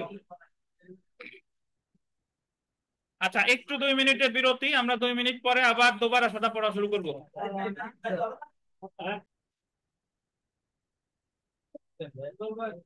তো এখন আমরা চলে এসে দেখেন দোবারা সাজার নীতি, প্রিন্সিপাল অফ ডাবল জিওপার্টি। খুবই গুরুত্বপূর্ণ, একটা প্রশ্ন পাবেন 403 ধারা থেকে, একটা প্রশ্ন পাবেন। দোবারা সাজার নীতি, প্রিন্সিপাল অফ ডাবল জিওপার্টি। হ্যাঁ, 403 ধারা। তো দোবারা সাজার নীতি কি, খুব সংক্ষেপে যদি বলে দিই, সেটা হলো যে যদি কোনো অভিযুক্তকে, যদি কোনো আসামিকে কোনো মামলায় বিচার শেষে তার যদি একবার দণ্ড দেওয়া হয় অথবা খালাস দেওয়া হয়, ধরেন একটা খুনের জন্য তার একবার হয় দণ্ড দিছে, না হলে কি খালাস দিছে, তো তারপরে ওই একই অপরাধ বিষয়ে তার বিরুদ্ধে দ্বিতীয় মামলাটা করলেও দ্বিতীয় মামলাটার বিচার কি হবে? বারিত হবে। অর্থাৎ দ্বিতীয় মামলার বিচার দ্বিতীয় মামলাটা খারিজ হয়ে যাবে, কারণ তার বিচার একবার কি হয়ে গেছে। এরকম এই বিধান যদি না থাকতো, তাহলে একজন ব্যক্তির বিরুদ্ধে আজীবন মামলা হতো, মামলার কোনোদিন কি হতো না, শেষ হতো না। তো বিষয়টা হচ্ছে যে যে আপনার যে বিষয় একবার নিষ্পত্তি হয়ে গেছে, এখন নিষ্পত্তি বলতে এখানে বোঝানো হয়েছে যে হয় দণ্ড অথবা কি খালাস। যদি কাউরে অব্যাহতি ডিসচার্জ দেওয়া হয় তাহলে কিন্তু 403 ধারার বিধান প্রযোজ্য না, অর্থাৎ ডিসচার্জ দেওয়া হলে তার বিরুদ্ধে সেম বিষয় নিয়ে আবার নতুন মামলা করা যাবে। এটা হলো আপনার 403 ধারা। এখন এই যে 403 ধারা যে রেস জুডিকাটা বা ডাবল জিও পার্টি, এটা ফৌজদারি মামলার ক্ষেত্রে বলে ডাবল জিও পার্টি, দেওয়ানি মামলার ক্ষেত্রে বলে রেস জুডিকাটা। দেওয়ানি কার্যবিধির আছে 11 ধারায়, আর ডাবল জিও পার্টি আছে ফৌজদারি কার্যবিধির 403 ধারায়। সাক্ষ্য আইনের আছে 40 ধারায়, সেখানে বলা আছে যে পূর্ববর্তী মামলার রায় পরবর্তী মামলায় কখন প্রাসঙ্গিক। এটা কত আছে? 40। বাংলাদেশ সংবিধানের আছে 35-2 অনুচ্ছেদ, 35 মনে রাখলেই হবে। বাংলাদেশ সংবিধানের কত? 35। সুনির্দিষ্ট প্রতিকার আইনের আছে কত ধারায়? 29 ধারায়, যেখানে বলা হয়েছে যে চুক্তি প্রবলের মামলা যদি একবার খারিজ হয়ে যায় এরপরে আর ক্ষতিপূরণের মামলা করা যাবে না, অর্থাৎ 12 ধারা মামলা করলে 19 ধারা মামলা করা যাবে না। এটা আছে সুনির্দিষ্ট প্রতিকার আইনের কত? 29। আর জেনারেল ক্লোজেস অ্যাক্টের আছে 26 ধারায়। কত ধারা? 26 ধারায়। এই একই রকম বিধান যেটা ফৌজদারিতে ডাবল জিও পার্টি 403 ধারা, যেটা দেওয়ানিতে রেস জুডিকাটা 11 ধারা, যেটা সাক্ষ্য আইনে 40 ধারা, যেটা সুনির্দিষ্ট প্রতিকার আইনে 29 ধারা, যেটা বাংলাদেশ সংবিধানের 35 অনুচ্ছেদ, যেটা জেনারেল ক্লোজেস অ্যাক্টের কত? 26 ধারা। এতগুলো যার মনে থাকবে না সে আপাতত জাস্ট 3টা মনে রাখেন, 4টা মনে রাখেন। দেওয়ানি, ফৌজদারি, সাক্ষ্য, সুনির্দিষ্ট। আচ্ছা, একটু পরে দেখেন ধারা 403, একবার খালাস বা দণ্ডপ্রাপ্ত ব্যক্তিকে একই অপরাধের জন্য পুনরায় বিচার করা যাবে না। নীতিসমূহ ফৌজদারি কার্যবিধি 403 ধারার অধীন নিম্নলিখিত নীতিসমূহ আলোচনা করা হয়েছে। দোবারা সাজা বা ডাবল জিও পার্টি বা পূর্বে খালাসপ্রাপ্ত অ্যাট্রেফয়েস অ্যাকুইট বা পূর্বে দণ্ডপ্রাপ্ত অ্যাট্রেফয়েস কনভিক্ট বা আন্ডারলাইন করবেন একই বিষয়ে কাউকে দুইবার বিচারের সম্মুখীন করা যায় না। নেমোডিবেট বিস বেক্সারি, অর্থাৎ যারে একবার বিচার করা হয়ে গিয়েছে, বিচারে হয় তারে একবার সাজা দিছিল অথবা কি দিছিল? খালাস দিছিল, তারে আবার পুনরায় বিচার করা যাবে না। এখন দেখেন মূলত উপরে উল্লেখিত নীতিসমূহ একই। 403 ধারায় বলা হয়েছে একবার দণ্ডিত বা খালাসপ্রাপ্ত ব্যক্তিকে একই অপরাধের জন্য পুনরায় বা দ্বিতীয়বার বিচার করা যাবে না। Person once convicted or acquitted not to be tried for same offense twice। 403 ধারা নেমোটিভেট বিস বেক্সারি নীতির উপর প্রতিষ্ঠিত, যার অর্থ হলো কোন ব্যক্তিকে দ্বিতীয়বারের জন্য বিচারাধীন করা যাবে না যার জন্য তাকে একবার কি আনা হয়েছিল? চার্জে আনা হয়েছিল। শর্ত সমূহ দেখেন যে 403 ধারা উল্লেখিত নীতি প্রযোজ্য করতে হলে গোল দিবেন 3টি শর্ত পূরণ করতে হবে। অভিযুক্ত ব্যক্তির বিরুদ্ধে যে অপরাধের চার্জ করা হয়েছে তাকে সেই অপরাধের জন্য কি হতে হবে? বিচার হতে হবে। উক্ত বিচার অবশ্যই গোল দিবেন এখতিয়ার সম্পন্ন কোন আদালত কর্তৃক হতে হবে। অর্থাৎ ধরেন তারে চার্জ গঠন করা হয়েছিল চুরিতে সাজা দিছে, সাজা দিলে এরপরে আবার ওই একই বিষয় নিয়ে চুরির মামলা করা যাবে না, বা কিছু ক্ষেত্রে একই বিষয় নিয়ে অন্যান্য মামলা করাও যাবে না। কেমনে? ওই যে 236 ধারা, সন্দেহ হয়েছিল সে চুরি করছে, বিশ্বাসভঙ্গ করছে বা চোরাই মাল গ্রহণ করছে, যদি একটাই চার্জ গঠন করে তাহলে বাকিগুলাই আর পরবর্তীতে মামলা করা যাবে না। তারপরে দেখেন ওই বিচারে এখতিয়ার সম্পন্ন কোন আদালত কর্তৃক হতে হবে। এখতিয়ার সম্পন্ন আদালত বলতে বোঝাচ্ছে কি, যে ধরেন একজন ব্যক্তিকে দেওয়ানি আদালত যদি ক্ষতিপূরণের আদেশ দেয় একই বিষয় নিয়ে, হত্যাকাণ্ড নিয়ে দেওয়ানি আদালত তারে বলছে এত টাকা ক্ষতিপূরণ দেবা, এখন সে যদি ওই আদালতের রায় এখানে এসে বলে যে একই বিষয় নিয়ে আমার বিচার একবার হয়ে গেছে, তো এই দ্বিতীয় মামলাটা কি হবে? পারিত হবে। তখন বলবে যে দুইটা একই এখতিয়ার সম্পন্ন আদালত না, ওইটা কি আদালত? দেওয়ানি আদালত, আর এটা কি? ফৌজদারি আদালত। অথবা এভাবে বলা যেতে পারে যে যখন কোন সরকারি কর্মকর্তা কোন অপরাধ তার বিরুদ্ধে যখন মামলা হয়, মামলা হওয়ার সাথে সাথে তারা সাময়িকভাবে কি করে? বরখাস্ত করে, যদি আমলে নিয়ে বিচার শুরু হয়। তো দেখা গেল সরকারি কর্মকর্তার তারে মানে অফিসিয়ালি তারে চাকরি থেকে পার্মানেন্টলি কি করে দিছে? বরখাস্ত করছে। এখন সে আইসা যদি ফৌজদারি মামলায় দেখায় যে আমারও তো এই অপরাধের জন্য একবার বরখাস্ত করছে, তাই ফৌজদারি মামলার বিচার বাড়িতে হবে? হবে? হবে না, কারণ দুইটা হচ্ছে কি অপরাধ? দুই অপরাধ, মানে দুইটা ভিন্ন এখতিয়ার সম্পন্ন আদালত। আচ্ছা, বিচারে খালাসের বা দণ্ডের, খালাস মানে অ্যাকুইটাল দণ্ড বা কনভিকশনের আদেশ থাকতে হবে। বিচারে কিসের আদেশ থাকবে? খালাস অথবা কি দণ্ডের। এখন আমরা একটু চলে আসি যে 403 ধারা কোন কোন ক্ষেত্রে প্রযোজ্য না। 403 ধারা দোবারা সাজা বা ডাবল জিওপার্টি নীতি প্রযোজ্য হবে না অভিযোগ খারিজ করে যদি কোনো ব্যক্তিকে অব্যাহতি দেওয়া হয়। অভিযোগ খারিজ করে অব্যাহতি দেওয়া হয় 203 ধারায়। কত ধারায়?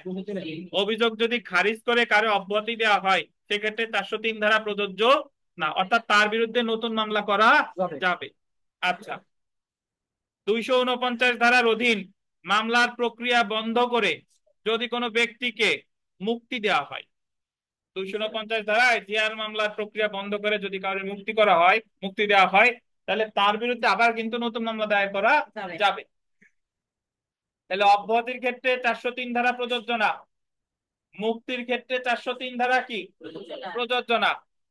কোন কারণে আসামিকে অব্যাহতি দিলে, অব্যাহতি যে শুধু ওই 203-এ খারিজ করে দেয় বিষয়টা তা না, অব্যাহতি 241 ক-তে দেয়, 265 ক-তে দেয়, 494 ক-তে দেয়। অর্থাৎ যে অব্যাহতি হোক না কেন এটার ক্ষেত্রে কি প্রযোজ্য না? 403-এর বিধান প্রযোজ্য না। তাহলে 403-এর বিধান প্রযোজ্য শুধু দণ্ড অথবা কি খালাস। যেহেতু উপর উল্লেখিত অব্যাহতি বা মুক্তি 403 ধারা অধীন খালাস বলে গণ্য হবে না, তাই উক্ত ক্ষেত্রে 403 ধারার দোবারা সাজা বা ডাবল জিওপার্টি নীতি প্রযোজ্য হবে না। অব্যাহতি বা মুক্তির আদেশের বিরুদ্ধে 403 ধারা প্রযোজ্য না, অর্থাৎ কোনো ব্যক্তিকে অভিযোগত অব্যাহতি বা মুক্তি দেওয়া হলে তাকে পুনরায় বিচারের সম্মুখীন করা যাবে, এই ক্ষেত্রে 403 ধারার ডাবল জিওপার্টি নীতি প্রযোজ্য হবে না। বুঝতে পারছেন? তো এখানে বেশ কিছু কথা আছে। কথাগুলো হলো কি কি যে আমরা উদাহরণে গিয়ে পাবো, তবে তার আগে একটু বলে নি। ধরেন উদাহরণগুলো এইভাবে আসে যে একজন ব্যক্তিকে খুনের জন্য বিচার করা হয়েছে, খুনের জন্য বিচার করে তারে খালাস দিতে, পরবর্তীতে জানা গেল যে সে ওই সময় দস্যুতাও করছে। কি বলেন? দস্যুতাও করছে। তাহলে দস্যুতার বিচার তার বিরুদ্ধে নতুন করে মামলা করা যাবে কিনা? যাবে। কারণ যে বিচারটা হয়েছে সেটা কিসের বিচার? খুনের। খুনের উপাদান আর দস্যুতার উপাদান একটা। বুঝতে পারছেন? যদি এরকম হতো যে একজনের বিরুদ্ধে নিন্দনীয় নরহত্যার সাজা দিছে, তাহলে তার বিরুদ্ধে পরে আর ওই বিষয় নিয়ে খুনের মামলা করা যেত না, কারণ খুন আর নিন্দনীয় নরহত্যা একই শ্রেণী। বুঝতে পারছেন? তাহলে মনে রাখবেন যে খুনের বিচার হলে দস্যুতার বিচারে পরবর্তী করতে কোনো বাধা নাই, কিন্তু নিন্দনীয় নরহত্যার বিচার হলে পরবর্তীতে তার বিরুদ্ধে খুনের মামলা কি হবে? বাড়িতে হবে। আপনি আজীবন উল্টেই বলে দেবেন, আমি যা বলি আপনি ধারে বসে বলেন উল্টো। দেখেন, আচ্ছা, এছাড়া একটা জিনিস মনে রাখবেন যে সেটা হলো যে গুরুতর আঘাতের জন্য একজন 326-এর অপরাধ একজন ব্যক্তিকে মারাত্মকভাবে আহত করা হয়েছে, তো তার ওই 326-এর অপরাধের বিচার চলাকালীন সময়ে বিচার শেষ হয়ে গেছে, বিচার শেষ হয়ে আসামিরে ধরেন সাজা দিছে, যাবজ্জীবন কারাদণ্ড দিছে। তো বিচার শেষ হওয়ার পরে ওই আঘাতে ওই আসামিটা মারা গেছে।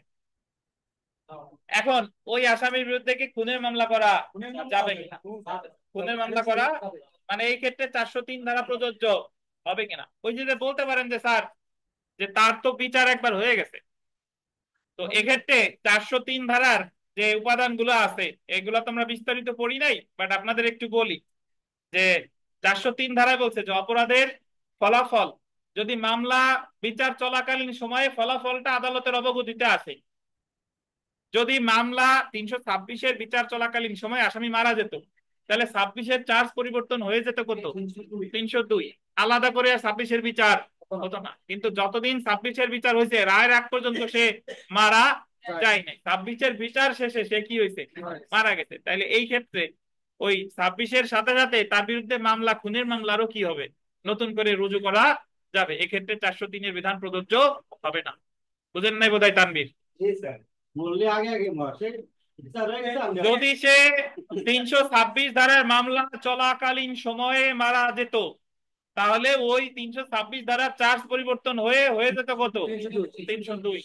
কিন্তু যতদিন voluntarily causing hurt with grievous মানে voluntarily causing grievous hurt with deadly weapon 326-এ বিচার হয়েছে ততদিন পর্যন্ত সে মারা যায় না। 26-এর মামলায় যখন তারে সাজা দিয়ে ফেলছে তারপরে তার কি হয়েছে, মারা গেছে। তাইলে ওই একই আঘাত, কিন্তু আঘাত সেম, তাহলে ওই আঘাতের জন্য, ওই মৃত্যুর জন্য তার বিরুদ্ধে বিচার করা যাবে। এখন একটা কথা শুনেন, আমাদের বাংলাদেশের প্রেক্ষাপটে এই বাংলাদেশের প্রেক্ষাপটে যে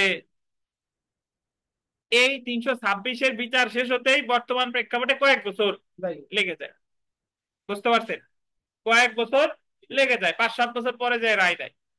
তো এখন আর এরকম হওয়ার সম্ভাবনা নাই, কিন্তু বইতে কিন্তু আছে, বইটা আছে, কারণ সবসময় তো আর এমন লাগে না। যদি এরকম হয় যে কোনো মামলা দ্রুত বিচার করছে, 326-এ তারা দ্রুত বিচার করছে, কিন্তু কয়দিন পরে সে আবার কি মারা গেছে,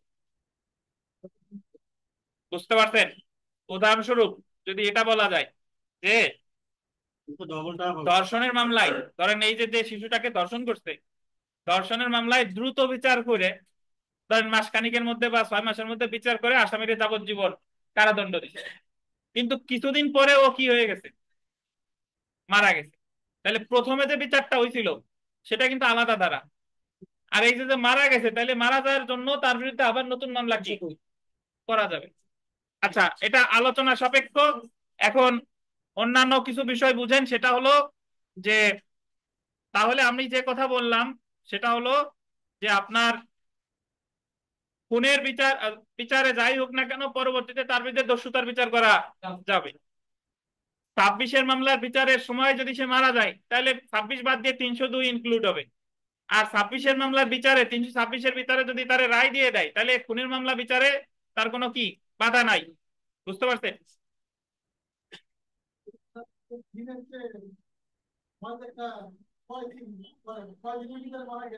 ওই অপরাধে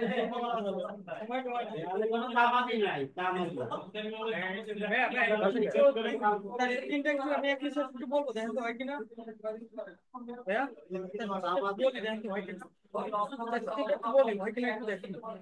আচ্ছা, একটু পরে বলেন তার। এই একটু এ জায়গায় স্টার্টে একটা কথা কথা কম বলেন, শুনে লেখেন, বলেন দ্রুত, বলেন দ্রুত।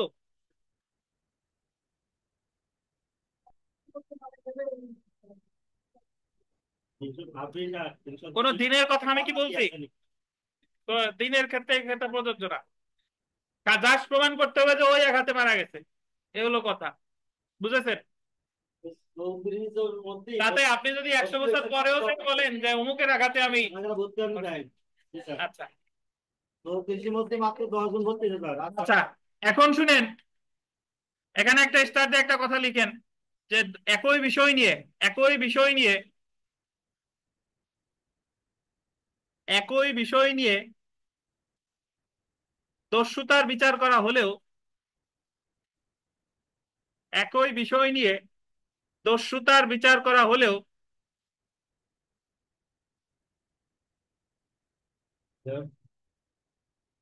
পুনরায় ডাকাতির বিচার হতে কোনো বাধা নেই। একই বিষয় নিয়ে দস্যুতার বিচার হলেও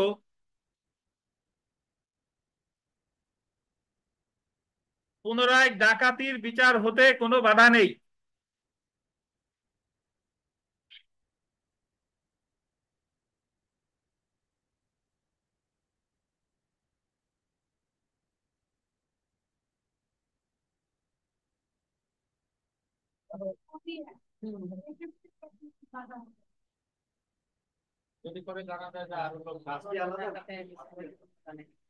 দস্যুতা যে কয়জন ছিল, ডাকাতিতে কি সে কয়জন ছিল?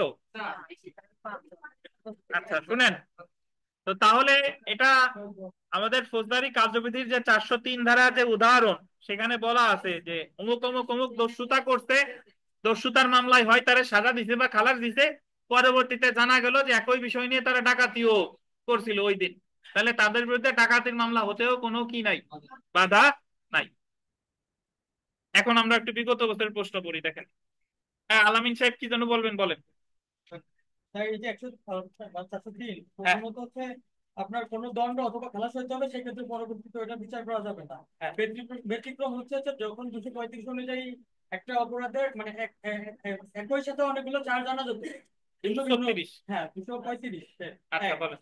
যে আপনার অনেকগুলা চার্জ আনা যাবে, কিন্তু আনা হয়নি, যে কোনো একটা আনা হচ্ছে, ভিন্ন অপরাধের পরবর্তীতে ওইটা আনা যাবে।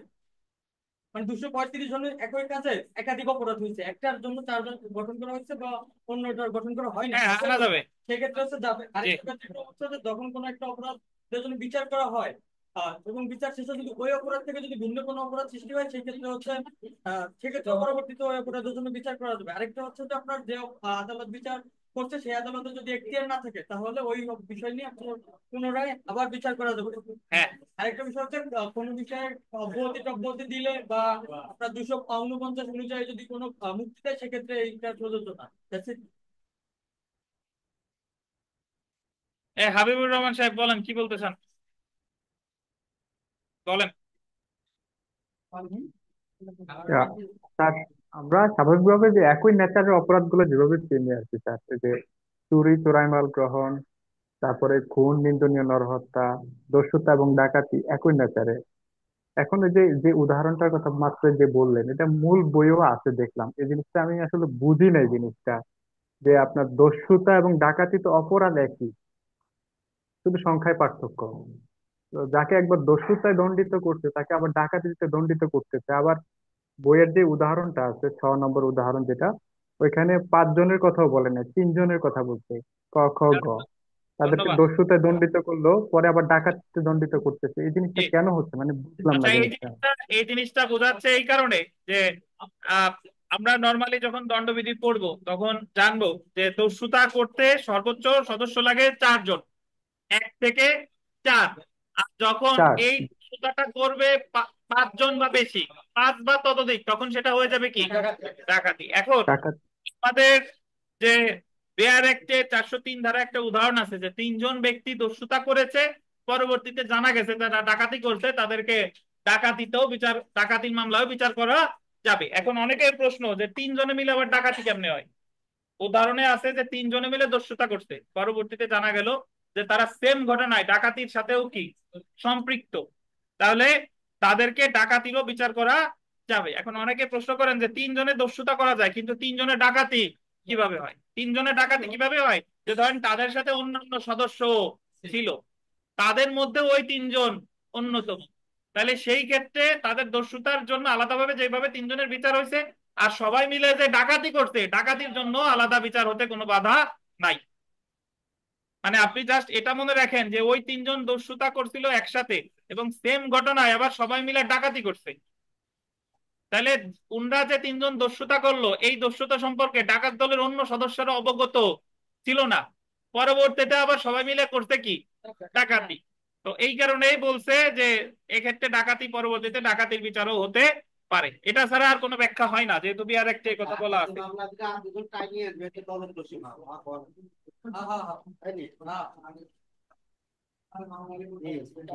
বুঝছেন হাবিব সাহেব?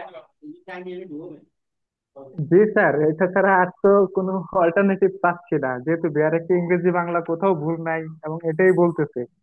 এটাই এটাই ব্যাখ্যা, ওটাই। মানে ওই 3 জনের ডাকাতি হয় না, তারা অন্য ঘটনার সাথে ডাকাতিতে জড়িত ছিল, মানে একই সাথে তো যোগ হয়েছে। অস্পষ্ট জি। আছে উদাহরণটা, তারপর এটাই ধরে নিচ্ছি স্যার, ঠিক আছে। জি, জি। আচ্ছা, দেখেন বিগত বছরের প্রশ্ন দেখেন। The code of criminal procedure 1898 কোন ধারায় ডাবল জিওপটি মতবাদ আলোচিত হয়েছে? কোন ধারায়? 403। 3 নং প্রশ্নটা দেখেন। কাউকে গুরুতর জখম করার অপরাধে ক্ষয়ের সাজা হয়, উক্ত জখমের ফলে কিছুদিন পর ক মারা যায়, কিছুদিন পর কি ক মারা গেছে ওই সেম জখমের কারণে। এই প্রসঙ্গে কোন উক্তিটি সঠিক? কে হত্যার জন্য ক্ষয়ের পুনর্বিচার হবে। যদি এভাবে হতো যে যখন গুরুতর জখমের বিচার হচ্ছে ওই মুহূর্তে ক মারা গেছে, মানে সরি ওই মুহূর্তে সে মারা গেছে, তাহলে সেই ক্ষেত্রে আর পুনরায় বিচার হতো না, মানে ওই চার্জটা পরিবর্তন করে খুনের চার্জ হতো আর কি। সেম উদাহরণ দেখেন যে কে গুরুতর জখম করার অপরাধে ক্ষয়ের সাজা হলো, কিছুদিন পর ভিকটিম ক মারা যায়। এই প্রসঙ্গে নিচের কোন উক্তিটি সঠিক? ক কে হত্যার জন্য ক্ষয়ের কি হবে? পুনর্বিচার হবে। সেলফ প্র্যাকটিসের 3 নং প্রশ্নটা দেখেন। Person once dash or dash, once convicted or কি অ্যাকুইটেড, বিবিআই acquitted, once convicted or acquitted. 10 নম্বর প্রশ্নটা দেখেন। খুনের অপরাধের জন্য কয়ের বিচার করা হলো এবং খালাস দেওয়া হলো, তার বিরুদ্ধে দস্যুতার কোনো অভিযোগ ছিল না, কিন্তু ঘটনা হতে প্রতীয়মান হয় যে খুনের সময় সে দস্যুতা করেছিল। এই ক্ষেত্রে ক কে দস্যুতার জন্য কি বলেন? বিচার করা যাবে, এবং এক্ষেত্রে দোবারা সাজার নীতি প্রযোজ্য হবে না। 11 দেখেন। দায়রা আদালতে ক কে হত্যার জন্য ক কে নিন্দনীয় নরহত্যার জন্য অভিযুক্ত করা হয়, মানে তারা সাজা দিচ্ছে নিন্দনীয় নরহত্যার, দণ্ডিত করা হয়। এই ক্ষেত্রে তার বিরুদ্ধে পরবর্তীতে কি আবার নিন্দনীয় নর হত্যার বিচার করা যাবে না, বা দোবারা সাজার নীতি কি হবে বলেন? প্রযোজ্য হবে। ইভেন তার বিরুদ্ধে পরবর্তীতে কি মামলা করা যাবে না, খুনের মামলা করলেও বিচার করা যাবে না। 403 ধারায় কি হবে? বাড়িতে হবে। 13 নং প্রশ্নটা দেখেন, তাহলে আমরা ভালো বুঝবো যে খ কে হত্যার জন্য ক এর বিরুদ্ধে দায়রা জজ আদালতে নিন্দনীয় নরহত্যার অভিযোগ গঠন করা হয়েছে এবং তাকে নিন্দনীয় নরহত্যার জন্য দণ্ডিত করা হয়েছে। তো উত্তর হচ্ছে যে খ কে হত্যার জন্য পরবর্তীতে একই ঘটনার জন্য ক কে খুনের অপরাধে বিচার করা যাবে না। এখন আরেকটা জিনিস ব্যাখ্যা হতে পারে যে খুন আর নিন্দনীয় নরহত্যা একই কাজ, একই, কিন্তু দস্যুতা আর ডাকাতি দুইটা আপনার কাছে এক মনে হলেও সংখ্যাগত পার্থক্য তো একটা পার্থক্য, এটা তো এক না, প্রকৃতপক্ষে এক না। ওই জায়গায় সংখ্যা কয়জন? 4 জন, আর এই জায়গা 5 বা ততোধিক। তো যাই হোক, মোটামুটি এখানে যা আছে পারবেন, এইগুলা যা যা আছে। 17 নম্বর প্রশ্ন যদি দেখেন, 17 যে নিম্নলিখিত কোন ক্ষেত্রে ফৌজদারি কার্যবিধি 403 ধারা দোবারা সাজার নীতি প্রযোজ্য হবে না? 248 ধারায় যে খালাস, এটাই প্রযোজ্য হবে। 494 ধারায় অভিযোগ গঠনের পরে দিলে হয় খালাস, এটার ক্ষেত্রে প্রযোজ্য হবে। 494 ধারায় অভিযোগ গঠনের আগে মামলা প্রত্যাহার করলে পাই কি অব্যাহতি, তাহলে এই ক্ষেত্রে প্রযোজ্য কি বলেন? হবে না। আর বাকিগুলা ক্ষেত্রে কি হবে? কারণ দণ্ডাদেশ বা খালাসের ক্ষেত্রে প্রযোজ্য হয়, অব্যাহতির ক্ষেত্রে কি প্রযোজ্য হয়।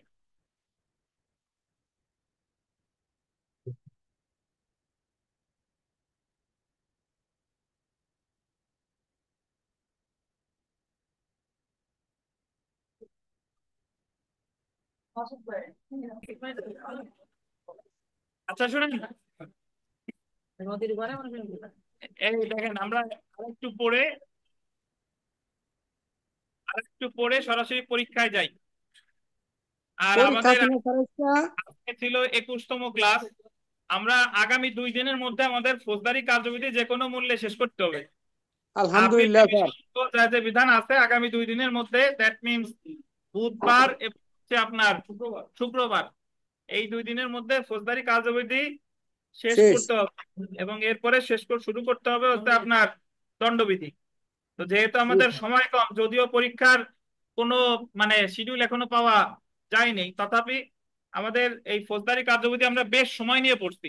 তো এরপরে যদি কেউ বলেন যে ফৌজদারি কার্যবিধি বুঝি নাই, পারি না, এটা বললে হবে না। অনেকগুলো ক্লাস টেস্ট হয়েছে এবং অনেকগুলো ক্লাসও হয়েছে। তো এজন্য আগামী দিন আমরা আপিল থেকে শুরু করব। আগামী দিনে আমরা আপিল আর রিভিশন পড়ব, আর তারপরের দিন পড়বো ধরেন হচ্ছে আমরা ফৌজদারি কার্যবিধির যে বাকিটা, এটা যে কোনো মূল্যে শেষ করতেই হবে। আর এখন আজকে আমাদের যেটা অনুষ্ঠিত হবে সেটা হলো আমাদের 16তম ক্লাস টেস্ট। তো সবাই আমরা ক্লাস টেস্টে আসি। দেখেন 21, জি। তো ঠিক আছে, হ্যাঁ তাহলে ঠিক আছে, আজকে সবাই ভালো থাকেন। আল্লাহ হাফেজ। অনেক অনেক ধন্যবাদ স্যার। আসসালামু আলাইকুম।